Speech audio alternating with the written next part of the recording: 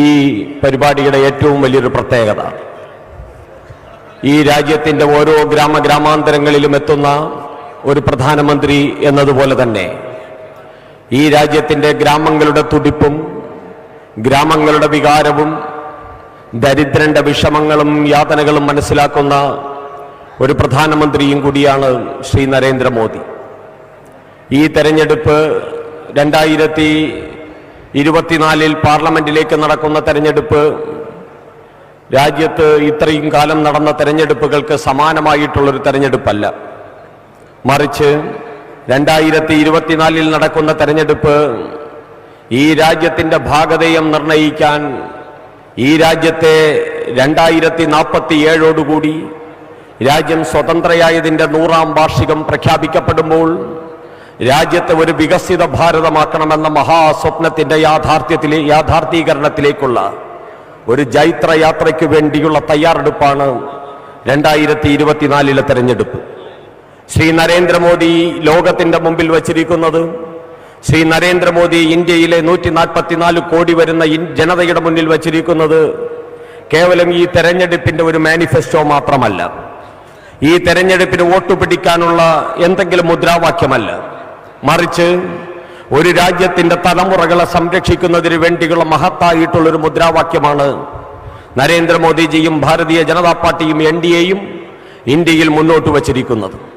ആ മുദ്രാവാക്യം എന്ന് പറയുന്നത് 2047 ഈ രാജ്യത്തെ വികസിത രാജ്യമായിട്ട് പ്രഖ്യാപിക്കുമെന്നുള്ള മുദ്രാവാക്യമാണ്.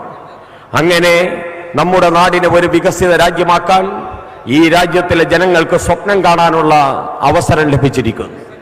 ഈ രാജ്യത്ത് ജവഹർലാൽ നെഹ്റു മുതൽ മൻമോഹൻ സിംഗ് വരെയുള്ള പ്രധാനമന്ത്രിമാരുണ്ടായിരുന്നു. ഈ പ്രധാനമന്ത്രിമാർക്കൊന്നും ഈ രാജ്യത്തിലെ ജനങ്ങളോട് പറയാൻ സാധിച്ചിരുന്നില്ല, ഞാനും നിങ്ങളും ജീവിക്കുന്ന ഇന്ത്യയെ ഒരു വികസിത രാജ്യമാക്കി മാറ്റുമെന്ന്. ഈ രാജ്യത്തുള്ള ഈ പ്രധാനമന്ത്രിമാർക്കൊന്നും പറയാൻ സാധിച്ചിരുന്നില്ല, ഈ രാജ്യത്തുള്ള എല്ലാവർക്കും വീട് കൊടുക്കുമെന്ന് പറയാൻ സാധിച്ചിരുന്നില്ല. അതുപോലെ തന്നെ ഈ രാജ്യത്തുള്ള എല്ലാവർക്കും വീടുകളിൽ വൈദ്യുതി എത്തിച്ചു കൊടുക്കും, വീടുകളിൽ ശുദ്ധമായിട്ടുള്ള ജലം എത്തിച്ചു കൊടുക്കും, എല്ലാവർക്കും ഇൻഷുറൻസ് പരിരക്ഷ നൽകും, എല്ലാവരെയും ചേർത്ത് നിർത്തുന്ന ഒരു സമീപനമുണ്ടാകുമെന്ന് പ്രഖ്യാപിക്കാനോ നടപ്പാക്കാനോ ഇന്ത്യയിൽ ജവഹർലാൽ നെഹ്റു മുതൽ മൻമോഹൻ സിംഗ് വരെയുള്ള ഒരു ഭരണകൂടത്തിനും സാധിച്ചിട്ടില്ല. അങ്ങനെ സാധിച്ച ഭരണകൂടത്തിന്റെ തലവനാണ് നരേന്ദ്ര ദാമോദർ ദാസ് മോദി. അതുകൊണ്ടാണ് നരേന്ദ്ര ദാമോദർ ദാസ് മോദി ഇന്ന് ആഗോള നേതാവായിട്ട് മാറിക്കഴിഞ്ഞിരിക്കുന്നത്. ലോകത്ത് 76% വരുന്ന ജനത അവരുടെ ആഗോള നേതാവായിട്ട് നിശ്ചയിച്ചിരിക്കുന്നത്, തെരഞ്ഞെടുത്തിരിക്കുന്നത് സാക്ഷാൽ നരേന്ദ്ര ദാമോദർ ദാസ് മോദിയെയാണ്. നരേന്ദ്ര ദാമോദർ ദാസ് മോദി എന്തുകൊണ്ട് ആഗോള നേതാവായി? അദ്ദേഹം ഏതെങ്കിലും ഒരു പ്രധാനമന്ത്രിയുടെ മകനായിട്ട് ജനിച്ചവനല്ല, അദ്ദേഹത്തിന്റെ അമ്മൂമ്മ പ്രധാനമന്ത്രി ആയിട്ടില്ല, അദ്ദേഹത്തിന്റെ മുതുമുത്തപ്പൻ പ്രധാനമന്ത്രി ആയിരുന്നില്ല. നരേന്ദ്രമോദി പ്രധാനമന്ത്രിമാരുടെ വീട്ടിൽ ജനിച്ചവനല്ല. നരേന്ദ്രമോദി ഏതെങ്കിലും രാജകുടുംബത്തിലെ സിംഹാസനാരൂഢനാകാൻ വേണ്ടി അങ്ങനെ തലയിലെഴുത്തുമായിട്ട് പിറന്നവരുമല്ല. നരേന്ദ്രമോദി ഏതെങ്കിലും കോടീശ്വരന്റെ ഭവനത്തിൽ പിറന്നവരുമല്ല. നരേന്ദ്ര ദാമോദർ ദാസ് മോദി എന്നെയും നിങ്ങളെയും പോലെ, കാട്ടാക്കടക്കാരെ പോലെ, ആറ്റിങ്ങലുകാരെ പോലെ, തിരുവനന്തപുരത്തുകാരെ പോലെ, നെയ്യാറ്റിങ്ങരക്കാരെ പോലെ, പാറശാലക്കാരെ പോലെ ഒരു സാധാരണ ഗ്രാമത്തിൽ ജനിച്ച്, ഒരു സാധാരണ കുടുംബത്തിൽ ജനിച്ച് എല്ലാവിധമായ ദാരിദ്ര്യവും യാതനയും ദുഃഖങ്ങളും ദുരിതങ്ങളും നേരിട്ട് അനുഭവിച്ചറിഞ്ഞ് ജീവിതത്തിന്റെ സകലവിധമായിട്ടുള്ള ദുഃഖക്കയങ്ങളിലൂടെയും നീന്തിക്കയറി അങ്ങനെ പടിപ്പടിയായിട്ട് ഉയർന്നു വന്ന ഒരു നേതാവാണ്. അദ്ദേഹത്തിന്റെ ദാരിദ്ര്യത്തെക്കുറിച്ച് നമുക്കറിയാം. അദ്ദേഹത്തിന്റെ അമ്മ അയൽ വീടുകളിൽ ചെന്ന് കൂലിപ്പണി ചെയ്തും അടിച്ചുവാരിയും തൂത്തുവാരിയുമാണ് അദ്ദേഹത്തിന്റെ ശൈശവ കാലഘട്ടത്തിൽ അദ്ദേഹത്തെ വളർത്തിയത്. കുറച്ചു വളർന്നു കഴിഞ്ഞപ്പോൾ അഹമ്മദാബാദിലെ റെയിൽവേ സ്റ്റേഷനിൽ ചായ ചായ, കാപ്പി കാപ്പി എന്ന് പറഞ്ഞു വിറ്റ് അതിൽ നിന്ന് കിട്ടുന്ന തുട്ട് നാണയങ്ങൾ കൊണ്ട് ജീവിക്കാൻ തയ്യാറായിട്ടുള്ള മനുഷ്യനാണ് ഇന്ന് ആഗോള നേതാവായിട്ട് മാറിക്കഴിഞ്ഞിരിക്കുന്ന നരേന്ദ്ര ദാമോദർ ദാസ് മോദി എന്ന് നമ്മൾ അറിയണം. എന്തുകൊണ്ടാണ് നരേന്ദ്ര ദാമോദർ ദാസ് മോദി ലോകത്ത് അമേരിക്കൻ പ്രസിഡന്റിനേക്കാൾ ലോകം ആരാധിക്കുന്ന നേതാവായിട്ട് മാറി? എന്തുകൊണ്ട് നരേന്ദ്ര ദാമോദർ ദാസ് മോദി റഷ്യൻ പ്രസിഡന്റിനേക്കാൾ ലോകം ആരാധിക്കുന്ന നേതാവായിട്ട് മാറി? എന്തുകൊണ്ട് നരേന്ദ്രമോദി ജർമ്മൻ ചാൻസലറേക്കാൾ ലോകം ആരാധിക്കുന്ന നേതാവായിട്ട് മാറി?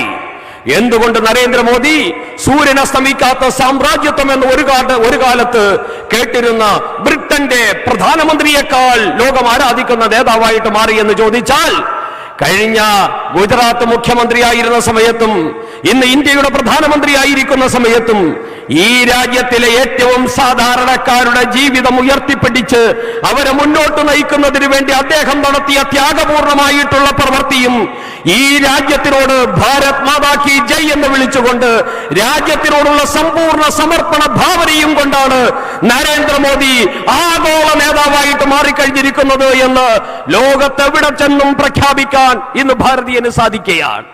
അങ്ങനെ നരേന്ദ്രമോദി ആഗോള നേതാവാണ്. ആഗോള നേതാവായ നരേന്ദ്രമോദിയാണ് കാട്ടാക്കടയുടെ മണ്ണിൽ വരുന്നത്. ആഗോള നേതാവായ നരേന്ദ്രമോദിയാണ് ആറ്റിങ്ങലിന്റെ മണ്ണിൽ വരുന്നത്. ആഗോള നേതാവായ നരേന്ദ്രമോദിയാണ് അനന്തപത്മനാഭന്റെ തിരുസന്നിധിയിൽ ഏതാനും നിമിഷങ്ങൾക്കകം എത്തിച്ചേരുന്നത്.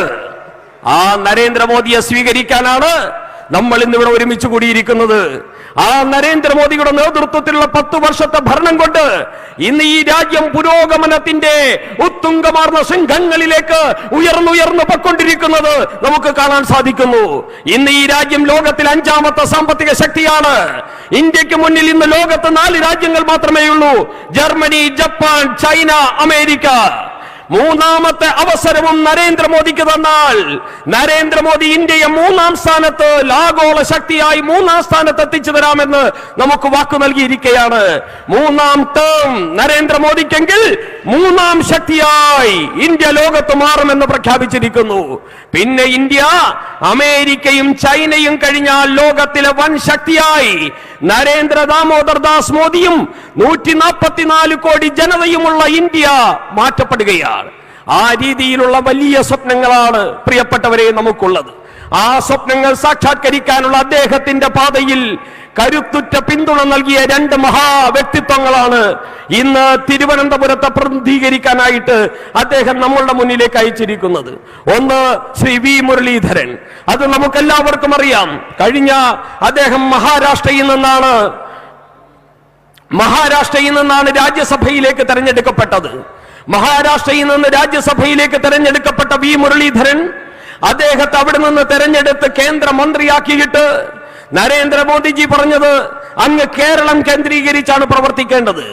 കേരളത്തിൽ നമ്മുടെ സർക്കാരിന്റെ വികസന പ്രവർത്തനങ്ങൾ എത്തിക്കുക എന്നുള്ളതാണ് അങ്ങയുടെ ഉത്തരവാദിത്വം എന്ന് പറഞ്ഞ് അദ്ദേഹത്തെ കേരളം കേന്ദ്രീകരിച്ച് പ്രവർത്തിക്കാനായിട്ട് അയച്ച ആ ദിവസം മുതൽ തിരുവനന്തപുരം ആസ്ഥാനമാക്കിക്കൊണ്ട് അദ്ദേഹം നമ്മളുടെ ഇടയിലുണ്ട്. ഈ നാട്ടിലെ സകലമാന ജനങ്ങൾക്കിടയിലുണ്ട്. അദ്ദേഹം നരേന്ദ്രമോദി സർക്കാരിന്റെ ഗ്യാരണ്ടി ഈ കേരളത്തിലും അനന്തപുരിയിലും നടപ്പാക്കാൻ വേണ്ടി കഴിഞ്ഞ 5 വർഷമായിട്ട് ഭഗീരഥ പ്രയത്നം നടത്തിക്കൊണ്ടിരിക്കുന്ന വ്യക്തിത്വമാണ് ആറ്റിങ്ങലിന്റെ സ്ഥാനാർത്ഥിയായിരിക്കുന്ന ശ്രീ വി മുരളീധരൻ എന്ന് അറിയാൻ വയ്യാത്തവരായിട്ട് ആരുമില്ല. എന്തിന്? മുതലപ്പൊഴിയിൽ ഒരു ദുരന്തമുണ്ടായപ്പോൾ ഈ കേരളത്തിലെ മന്ത്രിമാർ അവിടെ ചെന്ന് അവിടെ സകലതും നഷ്ടപ്പെട്ട സ്വന്തം സഹോദരൻ നഷ്ടപ്പെട്ട സഹോദരിയോട്, സ്വന്തം ഭർത്താവ് നഷ്ടപ്പെട്ട സഹോദരിയോട് തട്ടിക്കയറി കേരളത്തിന്റെ മന്ത്രിയായിട്ടുള്ള ശിവൻകുട്ടിയും ആന്റണി രാജുവും പറഞ്ഞു, ആ പൊട്ടിക്കരഞ്ഞ് നെഞ്ചത്തടിച്ച് നിലവിളിക്കുന്ന സഹോദരിമാരുടെ മുന്നിൽ നിന്നിട്ട് പറഞ്ഞു, നീ ഒന്നും ഷൈൻ ചെയ്യരുത് ഞങ്ങളുടെ മുന്നിൽ എന്ന് മാധ്യമങ്ങളുടെ മുന്നിൽ വെച്ച് പറഞ്ഞത് നമ്മൾ കേട്ടു. ആ മുതലപ്പൊഴിയിലേക്ക് വി മുരളീധരൻ പോയി. ആ മുരളീധരൻ അവിടുത്തെ കണ്ണീരൊപ്പാനാണ് പോയത്. അവരെ അപകീർത്തിപ്പെടുത്താനല്ല, അവരെ അപമാനിക്കാനല്ല, കണ്ണീരൊപ്പാനായിട്ട് പോയി. അവിടെ ചെന്ന് കേന്ദ്ര ഫിഷറീസ് വകുപ്പ് മന്ത്രിയെ ഉൾപ്പെടെ മുതലപ്പൊഴിയിൽ കൊണ്ടുവന്നിട്ട് മുതലപ്പൊഴിയിലെ ജനങ്ങളുടെ പ്രശ്നങ്ങൾക്ക് ശാശ്വതമായ പരിഹാരം നൽകാൻ വേണ്ട നടപടികൾ എടുത്ത നേതാവാണ് ശ്രീ വി മുരളീധരൻ. അതുപോലെ എന്റെ പ്രിയപ്പെട്ടവരെ, ആറ്റിങ്ങലിൽ സാക്ഷാൽ നിർമ്മലാ സീതാരാമൻ വന്നു. ലോകത്തിലെ വൻ ശക്തിയായിട്ട് ഇന്ത്യയെ ഉയർത്തുമ്പോൾ അതിന് നേതൃത്വം നൽകുന്ന ഒരു വ്യക്തിത്വമാണ് നിർമ്മലാ സീതാരാമൻ. നിർമ്മലാ സീതാരാമൻ ആറ്റിങ്ങൽ മാമം ഗ്രൗണ്ടിൽ വന്നിട്ട് ഒറ്റ ദിവസം കൊണ്ട് 2 മണിക്കൂർ നടന്ന പരിപാടിയിൽ വെച്ച് ഈ തിരുവനന്തപുരം ജില്ലയിൽ 6014 കോടി രൂപയുടെ വായ്പാ വിതരണം ആ ഒരൊറ്റ പരിപാടിയിൽ വെച്ച് നടത്തി. അങ്ങനെ ഇന്ത്യയിൽ 5 സ്ഥലത്ത് മാത്രമേ പരിപാടി നടന്നിട്ടുള്ളൂ. അതിൽ ഒരു പരിപാടി ആറ്റിങ്ങലിൽ വെച്ച് നടന്ന പരിപാടിയാണ്. പങ്കെടുത്ത നിർമ്മലാ സീതാരാമനാണ്. 6014 കോടി രൂപയുടെ വായ്പയാണ് ഒറ്റ പരിപാടിയിൽ വെച്ച് വിതരണം ചെയ്തത്. ഇന്ത്യയിൽ അത്രയും പണം വിതരണം ചെയ്ത ഏക സ്ഥലം എന്ന് പറയുന്നത് ഈ ആറ്റിങ്ങൽ മാമം പരിപാടിയാണ് എന്ന് നമ്മൾ മനസ്സിലാക്കണം. പാറശാല മുതൽ ഇന്ന് ഈ തിരുവനന്തപുരത്തുള്ള 14ഓളം വരുന്ന റെയിൽവേ സ്റ്റേഷനുകൾ അത് നവീകരിക്കാൻ വേണ്ടിയുള്ള പ്രവർത്തനം നടക്കുന്നു. അതുപോലെ തന്നെ തിരുവനന്തപുരം റെയിൽവേ സ്റ്റേഷൻ കോടിക്കണക്കിന് രൂപ ചെലവഴിച്ചുകൊണ്ട് വികസന പ്രവർത്തനങ്ങൾ നടക്കുന്നു. നേമം റെയിൽവേ സ്റ്റേഷന്റെ വികസന പ്രവർത്തനം നടക്കുന്നു. വർക്കല റെയിൽവേ സ്റ്റേഷന്റെ വികസന പ്രവർത്തനം നടക്കുന്നു. കോടിക്കണക്കിന് 1000 കോടിയോളം രൂപയാണ് തിരുവനന്തപുരത്തെ റെയിൽവേ സ്റ്റേഷന്റെ വികസനങ്ങൾക്കായി നരേന്ദ്രമോദി സർക്കാർ ശ്രീ വി മുരളീധരന്റെ നേതൃത്വത്തിൽ ഇവിടെ നടപ്പാക്കി കഴിഞ്ഞിരിക്കുന്നത് എന്ന് നമ്മൾ മനസ്സിലാക്കണം. അതുപോലെ തന്നെ എന്റെ പ്രിയപ്പെട്ടവരെ, ഈ നാട്ടിന്റെ സകലമാന പ്രശ്നങ്ങൾക്കും പരിഹാരം കാണാൻ ശ്രീ വി മുരളീധരന്റെ സാന്നിധ്യം ആറ്റിങ്ങൽ പാർലമെന്റിൽ എപ്പോഴും നമ്മളോടൊപ്പമുണ്ട്. ആറ്റിങ്ങൽ ആസ്ഥാനമായിട്ടൊരു ഓഫീസ് എടുത്തുകൊണ്ട് അദ്ദേഹം പ്രവർത്തിച്ചു വരികയാണ്. കഴിഞ്ഞ 5 വർഷം മുമ്പ് ആറ്റിങ്ങലിൽ ഞാൻ മറ്റൊരു ഓഫീസ് കണ്ടിരുന്നു. അത് ആറ്റിങ്ങലിൽ നിന്ന് ജയിച്ചുപോയ എംപിയുടെ ഓഫീസ്. ഇന്ന് നിങ്ങൾ ഇവിടെ ഇരിക്കുന്നവരിൽ ആറ്റിങ്ങലിൽ നിന്ന് വന്നവരുണ്ട്. ആറ്റിങ്ങലിൽ അങ്ങനെ ഈ ആറ്റിങ്ങലിൽ നിന്ന് ജയിച്ചുപോയ എംപിയുടെ ഓഫീസ് ഇന്ന് നിങ്ങൾക്ക് കാണാൻ സാധിക്കുമോ? കുറച്ചു കാലം അവിടെ ഒരു ബോർഡ് വെച്ചിരുന്നു. പിന്നെ പൂച്ചയും പട്ടിയും ഒക്കെ പെറ്റുകിടന്ന് ആ ബോർഡെല്ലാം ഒടിഞ്ഞു വീണ് ആ ഓഫീസ് എന്നേക്കുമായിട്ട് നിലച്ചിരിക്കുകയാണ്. ആറ്റിങ്ങലിൽ നിന്ന് 5 വർഷങ്ങൾക്ക് മുമ്പ് ജയിപ്പിച്ചു വിട്ട എംപിയെ പിന്നെ ആറ്റിങ്ങൽക്കാർ കണ്ടിട്ടില്ല. കോൺഗ്രസുകാർ പോലും പിന്നെ കണ്ടിട്ടില്ല. അതാണ് അവസ്ഥ. പ്രിയപ്പെട്ടവരെ, 5 വർഷത്തിനുള്ളിൽ 5 ഓണം വന്നു. മാവേലി 5 പ്രാവശ്യം കേരളത്തിൽ വന്നു. ഈ 5 വർഷത്തിനുള്ളിൽ 5 വിഷു വന്നു. 5 വർഷത്തിനുള്ളിൽ 5 ക്രിസ്മസ് വന്നു. 5 വർഷത്തിനുള്ളിൽ ചെറിയ നോമ്പും വലിയ നോമ്പുമായി 5 എണ്ണം വന്നു. പക്ഷേ 5 വർഷത്തിനുള്ളിൽ ആറ്റിങ്ങലിൽ നിന്ന് ജയിച്ചുപോയ എംപി ഒരു ദിവസം പോലും ആറ്റിങ്ങലിൽ വന്നിട്ടില്ല എന്ന് നിങ്ങൾ മനസ്സിലാക്കണം. ആറ്റിങ്ങലിൽ നിന്ന് ജയിച്ചുപോയ എംപി മഹാബലി വന്നാലും പോലും ഈ മഹാബലി വരുന്ന സമയത്ത് പോലും ഈ നാട്ടിൽ വന്നിട്ടില്ല. മഹാബലി വന്നതുപോലെ പോലും നാട്ടിൽ വന്നിട്ടില്ല. എന്തിനേറെ ഇന്ന് വന്യമൃഗങ്ങൾ പോലും നാട്ടിലേക്ക് ഇറങ്ങുന്ന സമയമാണ്.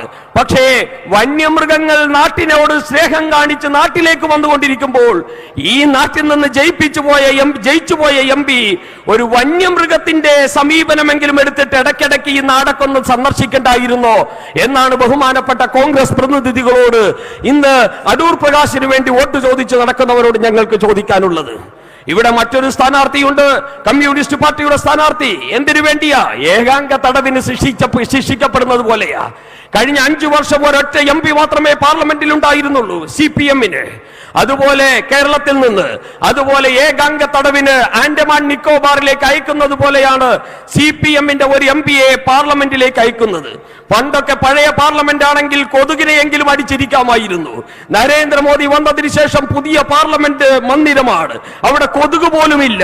ഇവിടെ നിന്ന് ജയിച്ചു പോകുന്ന CPM പ്രതിനിധിക്ക് ചെയ്യാനായിട്ട് ഒരു പണിയും അവിടെ ഉണ്ടാകില്ല എന്ന് അറിയാൻ വയ്യാത്തവരല്ല നമ്മളാരും. അതുകൊണ്ട് എന്റെ പ്രിയപ്പെട്ടവരെ, ആറ്റിങ്ങലിന് വേണ്ടത് വികസനത്തിന്റെ ഒരു പുതിയ തലമാണ്. ആറ്റിങ്ങലിൽ വികസന സാധ്യതകൾ അനന്തമാണ്. അനന്തമായ വികസന സാധ്യതകൾ അനന്തപുരിയിലും ആറ്റിങ്ങലിലും എത്തിക്കാൻ നരേന്ദ്രമോദിയുടെ ഗ്യാരണ്ടി ആയിട്ടുള്ള വി മുരളീധരൻ ഇനിയും ആറ്റിങ്ങലിൽ നിന്ന് എംപിയായി നരേന്ദ്രമോദിയുടെ മുന്നിലേക്ക് എത്തണം എന്നുള്ളതാണ് നരേന്ദ്രമോദി ആഗ്രഹിക്കുന്നത് എന്നതിന്റെ നിദർശനമാണ് വി മുരളീധരന്റെ മണ്ഡലത്തിൽ നരേന്ദ്രമോദി ഇന്നെത്തിച്ചേരുന്നത്. ഞാൻ നിങ്ങൾക്ക് തന്ന ഗ്യാരണ്ടിയായ വി മുരളീധരനെ എനിക്ക് നിങ്ങൾ തിരിച്ച് എംപിയായി ഡൽഹിയിലേക്ക് പറഞ്ഞയച്ചു തരണമെന്നുള്ള മഹാസന്ദേശമാണ് എന്റെ പ്രിയപ്പെട്ടവരെ ശ്രീ നരേന്ദ്ര ദാമോദർ ദാസ് മോദി ഇന്ന് ആറ്റിങ്ങലിൽ വന്ന് നമ്മളോട് ആവശ്യപ്പെടാൻ പോകുന്നത്. അതുപോലെ തന്നെ നമ്മുടെ മുന്നിൽ ശ്രീ രാജീവ് ചന്ദ്രശേഖർജിയുണ്ട്. രാജീവ് ചന്ദ്രശേഖർജി അനന്തപുരിയിലേക്ക് വരുന്നു എന്നുള്ള ആ ചർച്ച കുറെ നാളുകളായിട്ട് നടക്കുകയാണ്. രാജീവ് ചന്ദ്രശേഖർജി വരുമെന്ന് കേട്ടപ്പോൾ തന്നെ പലരും അന്ധാളിച്ചു. രാജീവ് ചന്ദ്രശേഖർജി വന്നു കഴിഞ്ഞപ്പോൾ പല ആഗോള നേതാക്കന്മാരും അന്താരാഷ്ട്ര നേതാക്കന്മാരും ഒക്കെ ഭയചകിതരായി കഴിഞ്ഞിരിക്കുകയാണ്. ഇന്ന് ശ്രീ രാജീവ് ചന്ദ്രശേഖർ ആ അനന്ത പത്മനാഭന്റെ തിരുസന്നിധിയിൽ എല്ലാ അർത്ഥത്തിലും ഒരു കൊടുങ്കാറ്റ് പോലെ അവിടുത്തെ ജനങ്ങൾക്കിടയിൽ ഒരു ആവേശമായിട്ട് മാറിക്കഴിഞ്ഞിരിക്കുകയാണ് ശ്രീ രാജീവ് ചന്ദ്രശേഖർ. രാജീവ് ചന്ദ്രശേഖർ പുസ്തകം എഴുതാനാണെങ്കിൽ പുസ്തകം എഴുതാൻ, ടെക്നോക്രാറ്റ് എന്ന രീതിയിലാണെങ്കിൽ ടെക്നോക്രാറ്റ്, വിദ്യാസമ്പന്നൻ എന്ന നിലയിലാണെങ്കിൽ വിദ്യാസമ്പന്നൻ, ഇംഗ്ലീഷിൽ പ്രസംഗിക്കാൻ സാധിക്കുന്നതാണ് മാനദണ്ഡമെങ്കിൽ അതിനും എല്ലാത്തിനും പ്രാപ്തനായി അനന്തപുരിയിൽ രാജീവ് ചന്ദ്രശേഖർ എന്ന അന്തരീക്ഷം സൃഷ്ടിക്കപ്പെട്ടിരിക്കുന്നു. എല്ലാത്തിനും പ്രാപ്തനായി, എല്ലാത്തിനും പോന്നവനായി, എല്ലാത്തിലും ഉപരി നരേന്ദ്രമോദിയുടെ ഏറ്റവും ഉറ്റ സുഹൃത്തായി, നരേന്ദ്രമോദിയുടെ മന്ത്രിസഭയിലെ മന്ത്രിയായി രാജീവ് ചന്ദ്രശേഖർ ഇന്ന് അനന്തപുരിയിൽ വിജയഗാഥ ഉയർത്തിയിരിക്കുകയാണ്. വിജയഗാഥ ഉയർത്തി മുന്നോട്ട് പോയിക്കൊണ്ടിരിക്കുകയാണ്. അതുകൊണ്ടാണ് ഞാൻ പറഞ്ഞത്, അനന്ത പത്മനാഭന്റെ തിരുസന്നിധി ആറ്റിങ്ങലിലും തിരുവനന്തപുരത്തും നരേന്ദ്രമോദി, ഈ തിരുവനന്തപുരത്തെ നരേന്ദ്രമോദി എത്രത്തോളം സ്നേഹിക്കുന്നു, തിരുവനന്തപുരമാകുന്ന തലസ്ഥാനത്ത് നരേന്ദ്രമോദി എത്രത്തോളം പ്രാധാന്യം നൽകുന്നു എന്നതിന്റെ തെളിവാണ് ഈ രണ്ട് സ്ഥാനാർത്ഥികളെ അനന്തപുരിയിലേക്ക് പറഞ്ഞുവിട്ട നരേന്ദ്രമോദി കാണിച്ചിരിക്കുന്നതും. ഈ സ്ഥാനാർത്ഥികൾക്ക് വേണ്ടി നരേന്ദ്രമോദി ഇതാ രണ്ടാമതും അനന്തപുരിയിൽ വരുന്നത്. 1.5 മാസങ്ങൾക്ക് മുമ്പാണ് നരേന്ദ്രമോദി തിരുവനന്തപുരത്ത് വന്നത്. അതിനുശേഷം ഇതാ ആറ്റിങ്ങൽ വന്നിരിക്കുന്നു. 2 മണ്ഡലങ്ങളിലും നരേന്ദ്രമോദിജി വരുന്നതിന്റെ ഉദ്ദേശം വളരെ വ്യക്തമാണ്. ഈ 2 മണ്ഡലവും BJPക്ക് വേണം, NDAക്ക് വേണം. ഈ 2 മണ്ഡലത്തിൽ നിന്ന് ജയിക്കുന്ന നേതാക്കന്മാരും 2 സ്ഥാനാർത്ഥികളും നരേന്ദ്രമോദിക്ക് ഏറ്റവും വേണ്ടപ്പെട്ടവരാണ്, ജയിച്ചു വരേണ്ടവരാണ്, കേന്ദ്ര മന്ത്രിസഭയിൽ ഇരിക്കേണ്ടവരാണ്, പ്രാപ്തരാണ്. അവരെ എനിക്ക് വേണമെന്നുള്ള വ്യക്തമായ സന്ദേശമാണ് എന്റെ പ്രിയപ്പെട്ടവരെ. ആ സന്ദേശം മനസ്സിലാക്കി നമ്മുടെ ആരാധ്യനായിട്ടുള്ള സംസ്ഥാന അധ്യക്ഷൻ വയനാട്ടിൽ രാഹുൽ ഗാന്ധിക്കെതിരായിട്ട് അതിശക്തമായിട്ടുള്ള പോരാട്ടം നടത്തുന്ന ശ്രീ കെ സുരേന്ദ്രൻ എന്ന ഒരിക്കലും വിസ്മരിക്കാൻ കഴിയാത്ത യുവത്വത്തിന്റെ പോരാട്ട വീര്യത്തിന്റെ പ്രതീകം അദ്ദേഹം ഇതാ നമ്മുടെ വേദിയിൽ എത്തിക്കഴിഞ്ഞിരിക്കുന്നു. ശ്രീ കെ സുരേന്ദ്രനെ നിങ്ങൾ ഓരോരുത്തരുടെയും പേരിൽ ഞാൻ ഈ വേദിയിലേക്ക് അഭിവാദ്യം ചെയ്യുന്നു, സഹർഷം സ്വാഗതം ചെയ്യുന്നു. പ്രിയപ്പെട്ടവരെ, ഈ 2 സ്ഥാനാർത്ഥികളെ വിജയിപ്പിക്കേണ്ടത് നരേന്ദ്രമോദി നമുക്കായി തന്ന ഗ്യാരണ്ടിയാണ്. ഇവരെ രണ്ടുപേരെയും വിജയിപ്പിച്ച് MP ആക്കി ഡൽഹി പാർലമെന്റിലേക്ക് അയക്കേണ്ടത് അനന്തപുരിയുടെയും ആറ്റിങ്ങലിന്റെയും ഉത്തരവാദിത്വമാണ് എന്ന് മനസ്സിലാക്കിക്കൊണ്ട് നമുക്ക് ഒരുമിച്ച് ചേർന്ന് പ്രവർത്തിക്കാം. നമ്മളെല്ലാവരും വീടാന്തരം പ്രവർത്തിക്കുന്നവരാണ്. ഓരോ വോട്ടറെയും നേരിട്ട് കണ്ട് വോട്ട് ചോദിക്കുന്നവരാണ്. നമുക്കറിയാലോ, CPM-കാരുടെ വീട്ടിൽ പോയാൽ അവർ പറയുന്നു, ഇപ്പോ ഞങ്ങൾ BJPക്ക് വോട്ട് ചെയ്യാം. കോൺഗ്രസുകാരുടെ വീട്ടിൽ പോയാൽ അവർ പറയുന്നു, ഞങ്ങൾ BJPക്ക് വോട്ട് ചെയ്യാം. അരിവാൾ ചുറ്റിക പിടിക്കുന്നവന്റെ കയ്യിൽ അരിവാളാണ് ഇരിക്കുന്നത്, പക്ഷെ മനസ്സിലിരിക്കുന്നത് നരേന്ദ്രമോദിയും താമരയുമാണ് എന്ന് നമ്മൾ തിരിച്ചറിയണം. കൈപ്പത്തി പിടിക്കുന്നവന്റെ കൈ മുകളിൽ പൊന്തിയിരിപ്പുണ്ടാകാം, പക്ഷെ അവന്റെ മനസ്സിൽ താമരയാണ്, BJP-യാണ്. കോൺഗ്രസിന്റെ കുടുംബം മുഴുവൻ, കരുണാകരന്റെ കുടുംബം BJP-യിലേക്ക് എത്തിയിരിക്കുന്നു, AK ആന്റണിയുടെ കുടുംബം BJP-യിലേക്ക് എത്തിയിരിക്കുന്നു. CPM നേതാക്കന്മാർ BJP-യിലേക്ക് വരുന്നു, അബ്ദുള്ള കുട്ടിയെ പോലെയുള്ള നേതാക്കന്മാർ BJP-യിലേക്ക് വരുന്നു. അതോടൊപ്പം തന്നെ അൽഫോൺസ് കണ്ണന്താനത്തെ പോലെയുള്ള ഇടതുപക്ഷ MLA ആയി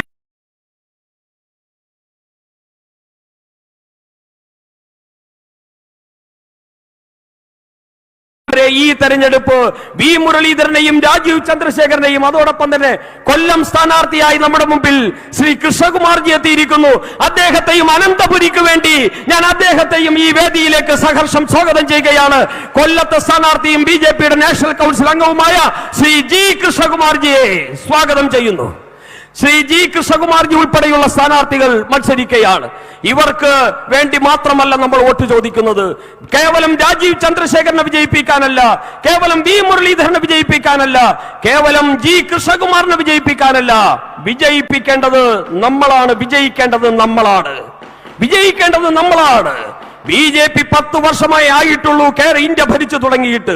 ഇനി ഒരു 50 വർഷമെങ്കിലും ഇന്ത്യ ഭരിക്കാൻ പോകുന്നത് BJP തന്നെ ആയിരിക്കുമെന്നുള്ള കാര്യത്തിൽ ആർക്കും ലവലേശം അല്പം പോലും സംശയമില്ല. തലമുറകളെ സംരക്ഷിക്കേണ്ട ഉത്തരവാദിത്വമാണ് BJPക്കുള്ളത്. അതുകൊണ്ട് ഞങ്ങൾ പറയുന്നു, ഇന്ത്യ പുരോഗമിക്കുന്നു. ഇന്ത്യ പുരോഗമിക്കുമ്പോൾ രക്ഷപ്പെടുന്നത് എന്റെയും നിങ്ങളുടെയും കുഞ്ഞുങ്ങളാണ്. എന്റെയും നിങ്ങളുടെയും കുഞ്ഞുങ്ങൾ 2 വയസ്സും 3 വയസ്സും 5 വയസ്സും 10 വയസ്സും 12 വയസ്സുമുള്ള കുഞ്ഞുങ്ങൾ, ആ കുഞ്ഞുങ്ങൾ ഈ നാട്ടിൽ അന്തസ്സായിട്ട് ജീവിക്കണം, ഒരു വികസിത ഇന്ത്യയിൽ ജീവിക്കണം. നിങ്ങൾ പിണറായി വിജയന്റെ ഭാവിയെ കുറിച്ചാണ് ചിന്തിക്കുന്നതെങ്കിൽ അരിവാളിൽ വോട്ട് ചെയ്തോ. നിങ്ങൾ സോണിയാഗാന്ധിയുടെ ഭാവിയെ കുറിച്ചാണ് ചിന്തിക്കുന്നതെങ്കിൽ കൈപ്പത്തിയിൽ വോട്ട് ചെയ്തോ. കുഞ്ഞാലിക്കുട്ടിയുടെ ഭാവിയെ കുറിച്ചാണ് ചിന്തിക്കുന്നതെങ്കിൽ കൈപ്പത്തിയിൽ വോട്ട് ചെയ്തോ. പക്ഷേ നിങ്ങൾ നിങ്ങളുടെ വീട്ടിലെ കുഞ്ഞുങ്ങളുടെ ഭാവിയെ കുറിച്ചാണ് ചിന്തിക്കുന്നതെങ്കിൽ, ആ കുഞ്ഞുങ്ങളുടെ ഭാവി ഭദ്രമാകണമെന്ന് നിങ്ങൾ പ്രാർത്ഥിക്കുന്നുണ്ടെങ്കിൽ, ആ കുഞ്ഞുങ്ങളുടെ ഭാവി ശോഭനമാകണമെന്ന് നിങ്ങൾ ആഗ്രഹിക്കുന്നുണ്ടെങ്കിൽ, എന്റെ കമ്മ്യൂണിസ്റ്റ് സുഹൃത്തെ, പിണറായി വിജയന്റെ ഭാവിക്ക് വേണ്ടി വോട്ട് ചെയ്യരുത്. എന്റെ കോൺഗ്രസ് സുഹൃത്തെ, നിങ്ങൾ സോണിയയുടെ ഭാവിക്ക് വേണ്ടി വോട്ട് ചെയ്യരുത്. നിങ്ങൾ നിങ്ങളുടെ കുഞ്ഞുങ്ങളുടെ ഭാവിക്ക് വേണ്ടി വോട്ട് ചെയ്യൂ. ആ കുഞ്ഞുങ്ങളുടെ ഭാവി വികസിത ഇന്ത്യയിൽ സുരക്ഷിതമായിരിക്കും എന്നതാണ് നരേന്ദ്രമോദിയുടെ ഗ്യാരണ്ടി. അതാണ് നമ്മുടെ കുഞ്ഞുങ്ങളുടെ ഭാവി വികസിത ഇന്ത്യയിൽ സുരക്ഷിതമായിരിക്കുമെന്നതാണ്. അങ്ങനെ എന്റെയും നിങ്ങളുടെയും പിഞ്ചോമനകളുടെ ഭാവി, കമ്മ്യൂണിസ്റ്റ് കോൺഗ്രസ് കുടുംബങ്ങളിലെ പിഞ്ചോമനകളുടെ ഭാവി ഈ വികസിത ഭാരതത്തിൽ സുരക്ഷിതമാകണമെങ്കിൽ നരേന്ദ്രമോദിയുടെ BJP ജയിക്കണം, വി മുരളീധരൻ ജയിക്കണം, രാജീവ് ചന്ദ്രശേഖർ ജയിക്കണം, ജി കൃഷ്ണകുമാർ ജയിക്കണം. അങ്ങനെ ഇന്ത്യ ഭാരതീയ ജനതാ പാർട്ടിയുടെ താമരയാങ്കിത ഹരിതകാവി പതാക ഇനിയും ദശാബ്ദങ്ങൾ ഈ ഇന്ത്യ മഹാരാജ്യത്ത് പാറിപ്പറക്കണം ഹിമാലയ സാനുക്കളിൽ. ആ രീതിയിലുള്ള മുന്നേറ്റത്തിന് സമയം സമാഗതമായിരിക്കുന്നു. അതിനു വേണ്ടിയുള്ള ഉദ്ഘോഷമാണ് ഏതാനും നിമിഷങ്ങൾക്കകം നരേന്ദ്ര ദാമോദർ ദാസ് മോദി ഈ കാട്ടാക്കട ഗ്രാമത്തിന്റെ മണ്ണിൽ വന്ന് പ്രഖ്യാപിക്കാൻ പോകുന്നത്. അദ്ദേഹത്തെ നമുക്ക് സ്വീകരിക്കാൻ സർവസജ്ജരായിട്ടിരിക്കാം. അദ്ദേഹം വരുമ്പോൾ അദ്ദേഹത്തിന് മനസ്സിലാകണം, ഈ കേരളത്തിന്റെ ഗ്രാമീണ മേഖലയിൽ നരേന്ദ്രമോദിക്കും ഭാരതത്തിന്റെ വികസനത്തിനും അനുകൂലമായിട്ട് ആഞ്ഞടിക്കുന്ന മഹാതരംഗത്തിന്റെ അലയൊലി എത്രത്തോളം വലുതാണ് എന്ന് ശ്രീ നരേന്ദ്ര ദാമോദർ ദാസ് മോദിക്ക് ബോധ്യമാകാൻ ഈ നാട്ടിലെ ജനതയുടെ ഒരുമിച്ച് കൂടിയുള്ള മുന്നേറ്റത്തിലൂടെ സാധിക്കണമെന്ന് മാത്രം ആവശ്യപ്പെട്ടുകൊണ്ട് എന്റെ ആമുഖ പ്രസംഗത്തിന് ഞാൻ സമാപനം കുറിക്കുന്നു. നമുക്കെല്ലാവർക്കും മുദ്രാവാക്യം വിളിക്കാം. ബോലോ ഭാരത് മാതാ കേ. ഇരുമുഷ്ടിയും ചുരുട്ടി ഉജ്ജ്വലമായിട്ടുള്ള മുദ്രാവാക്യം വിളിയാണ് ഭാരതീയ ജനതാ പാർട്ടിയുടെ വ്യക്തിത്വം. ബോലോ ഭാരത് മാതാ കേ, ബോലോ ഭാരത് മാതാ കേ. ജയ് ജയ് BJP, ജയ് ജയ് ഭാരത് മാതാ, जय जय नरेंद्र मोदी, बोलो भारत माता के।